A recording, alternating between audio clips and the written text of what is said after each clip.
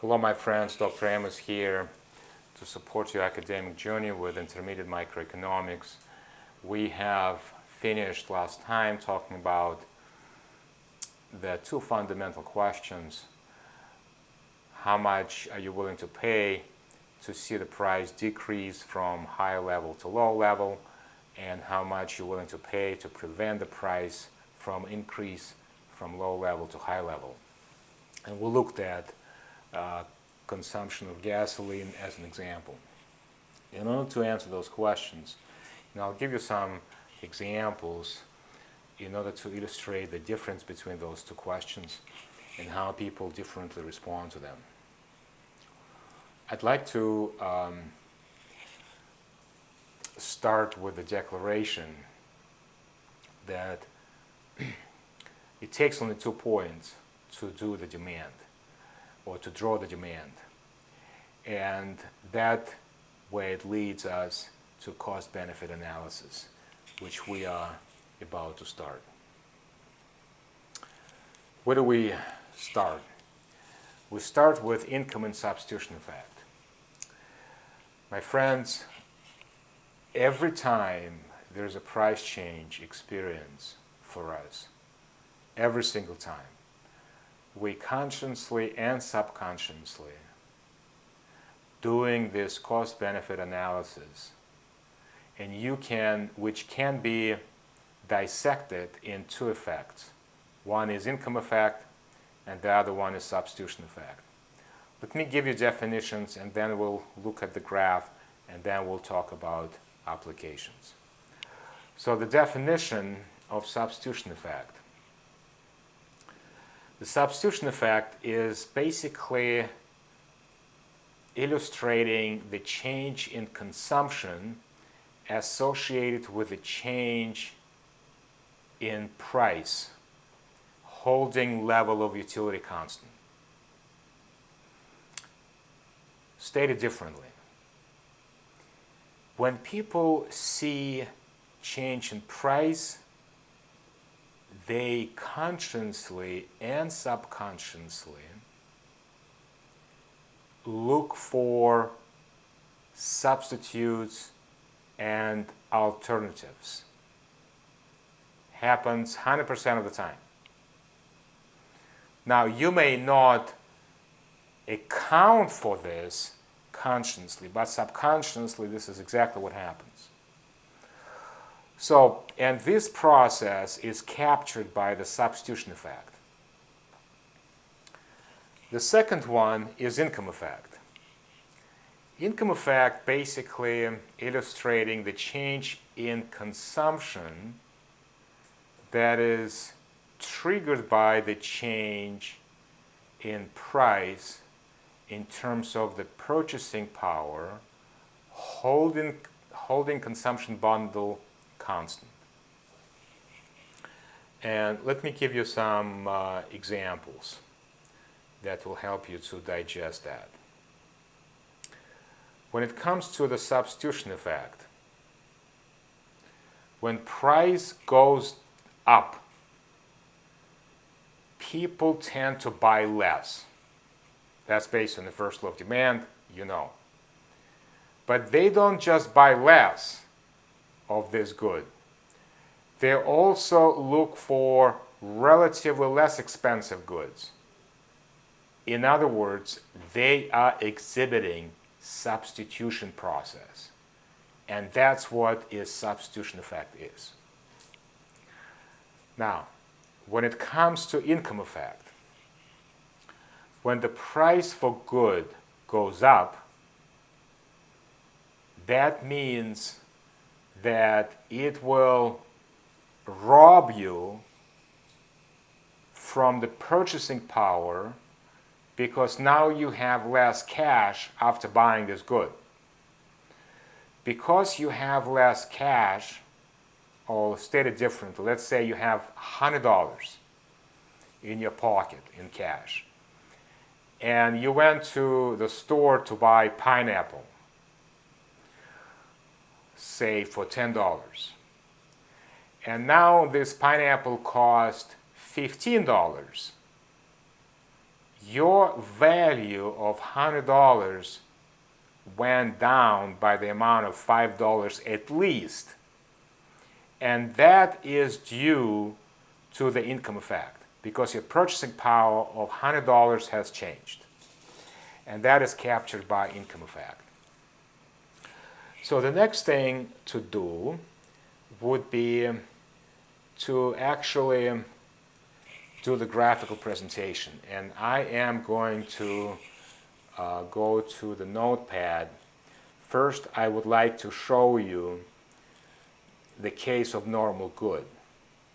So let's go to the notepad and see if we can do some of graphical presentation here. So let's start with a normal good case.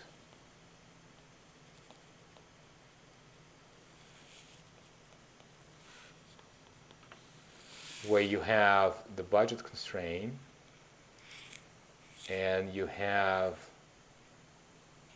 indifference curve, and you start at point A. Let's suppose that the price for X1 goes down and thus the budget constraint shifts outward. Because it's a normal good case, you are going to end up at point B. So the entire consumption change is from A to B, which can be dissected in two effects: substitution effect and income effect. In order to capture those two effects separately, what we're going to do, we're going to take our new budget constraint and shift back to the point of tangency with original indifference curve.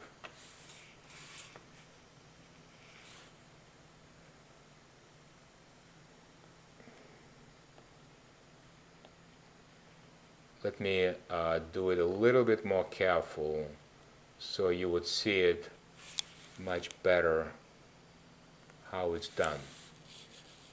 So we are looking at decrease in price, normal good case, the budget shifts outward, and you end up from point A to point B. Look what I'm doing. I'm taking this new budget constraint and shift in parallel until the point of tangency right here. Based on geometry, you will see the third point C that will lie to the right of point A based on geometry, because you are moving the new budget constraint in parallel. Essentially, when you move this new budget constraint in parallel back to the tangency of the original indifference curve, you are essentially trying to make this consumer as well off as she was before change of price occurred, meaning price for X went down. So the substitution effect is going to be moving from A to C, and income effect is going to be moving from C to B. That's it. So this is your substitution effect, this is your income effect. And this is the envy for neurologists. This is the envy for anyone who wants to understand the human process when it comes to decision-making properties. And thus, I think that would be very helpful if you could repeat that for the price decrease. So let's do it very quickly, and we'll finish this presentation at that point. I'm just going to do the normal good case, but instead of the price decrease, I will do the price increase. The price change In this case, we're going to look at price increase. So you start with a higher price, and this is your original point A, and now price goes up for x1. And because it's a normal good case, let's suppose that you will find point B in here.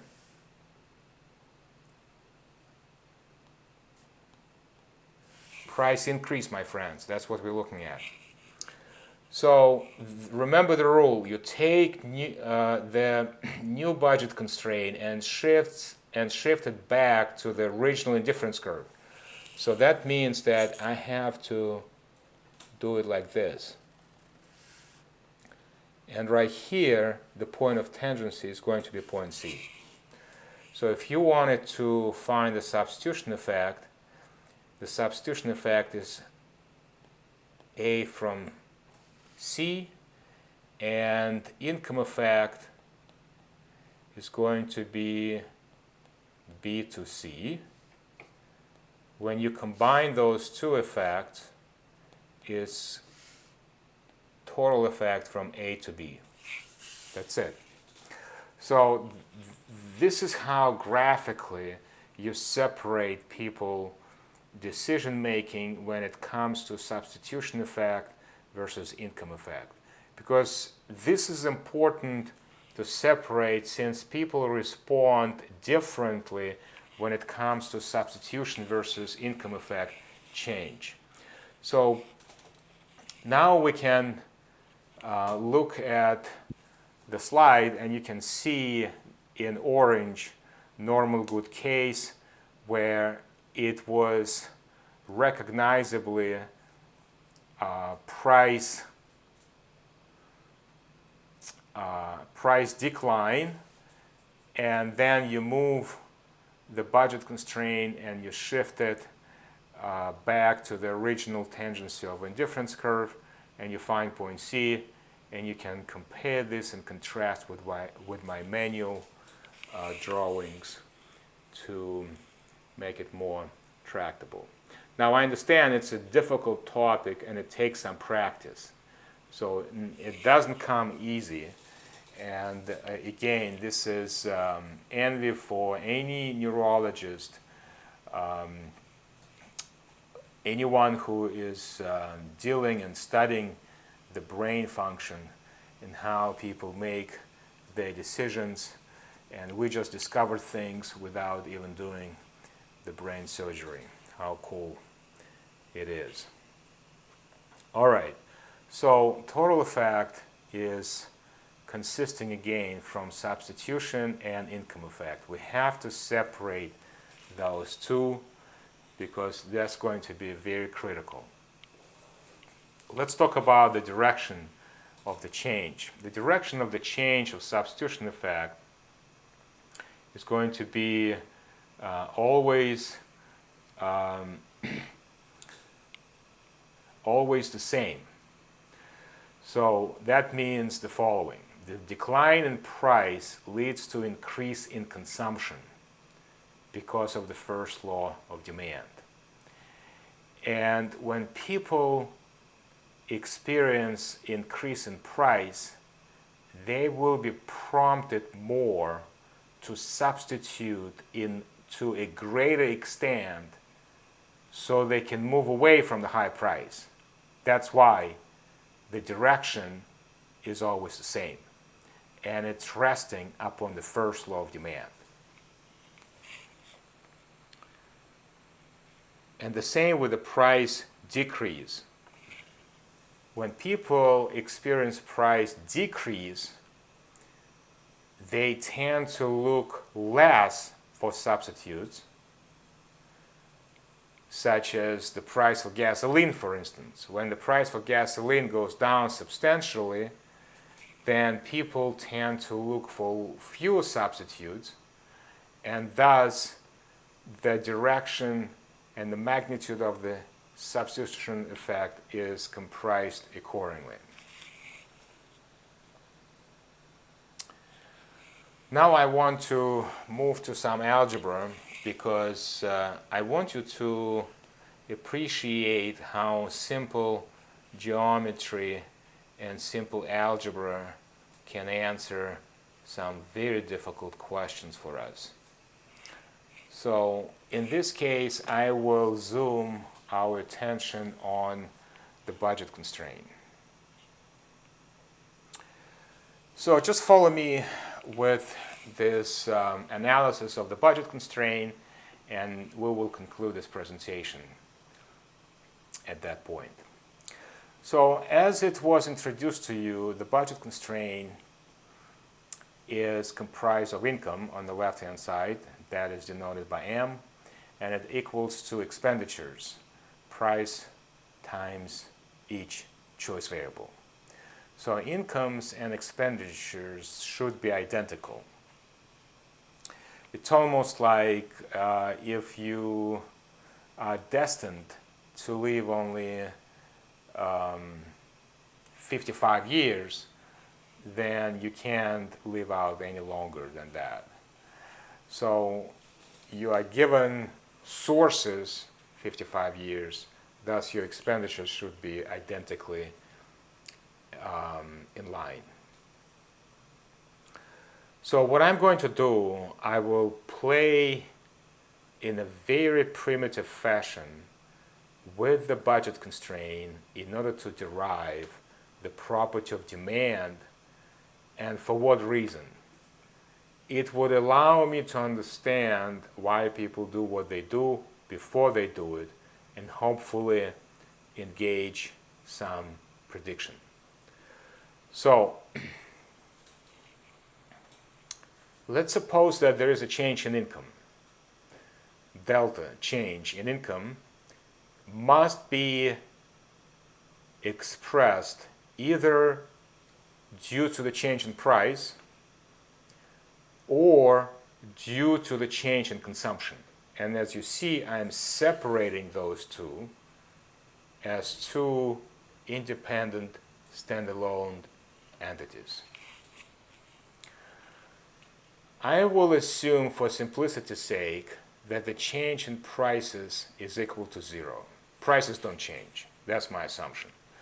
And if prices don't change, then this expression delta P is equal to 0, and the entire expression is gone. Thus, we end up with change in income equals to change in consumption, which basically implies that when there is a change in income, you have to observe the entire change by changing consumption because prices stay constant. I will divide both sides by change in income. And on the left-hand side, you see that change in income divided by change in income is equal to 1. And on the right-hand side, we are retaining change in income as a part of this algebraic equation. Now, the next step, what I will do, I will multiply and divide by a constant. When you take any expression and you multiply by 5, for example, and divide it by 5, nothing changes. So and this is what I'm doing here.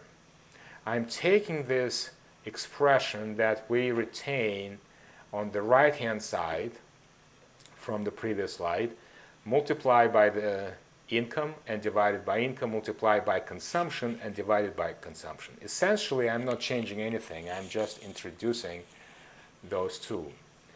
What is interesting here is to isolate this expression into income elasticity and budget share. This is where the caveat is. Almost done. So this expression can be separated in this way. We still have 1 on the left-hand side because when we change the income divided by the change in income, it was equal to 1. And on the right-hand side, we now have elasticity, not just any elasticity, but income elasticity, times the budget share, K, which is how much people are spending on that particular good given their income. So how does it read? It reads the following. Sum of share weighted by the income elasticity of demand must be equal to 1. One more time. Sum of share weighted income elasticity of demand has to sum up to 1. And that has a very profound implication. So I want you to think about this expression that we just derived, because every rational person that follows axioms of consumer behavior must adhere to this expression. And when we come back, we'll elaborate more what that means. Thank you, my friends, for your time.